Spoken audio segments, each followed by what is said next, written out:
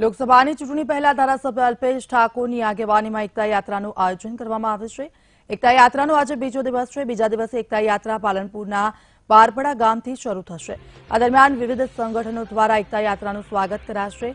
ગરીબ લોકોને જાગૃત કરવા માટે એકતા યાત્રાનું આયોજન કરવામાં આવ્યું છે। પ્રેમ અને સદભાવનાના સંદેશા સાથે આ એકતા યાત્રાનું આયોજન આ યાત્રા 12 દિવસ સુધી અલગ અલગ જિલ્લાઓમાં ફરશે અને ત્યારબાદ ગાંધીનગરમાં આ યાત્રાનું સમાપન થશે।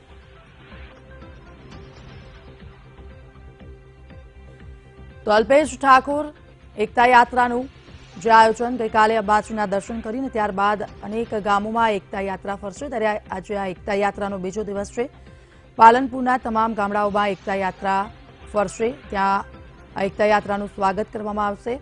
એકતા યાત્રા અને સાથે સાથે અલ્પેશ ઠાકોરનું શક્તિ પ્રદર્શન પણ કહી શકાય, કારણ કે ગરીબોની વેદનાને વાચા આપવાનું કામ અલ્પેશ ઠાકોરે જે પ્રારંભ કર્યો છે। પરંતુ બીજી તરફ એવું પણ કહેવામાં આવે છે કે કોંગ્રેસ તરફથી આવનારા સમયમાં પણ એક યાત્રા યોજવામાં આવી રહી છે। તે પહેલા જ અલ્પેશ ઠાકોરે પક્ષથી વિરોધ જઈને આ યાત્રા યોજી છે। એટલે કહી શકાય ઘણા લાંબા સમયથી તેઓ મીડિયા સમક્ષ આવીને અનેકવાર પક્ષથી નારાજ છે અને નારાજગી પણ દર્શાવી હતી।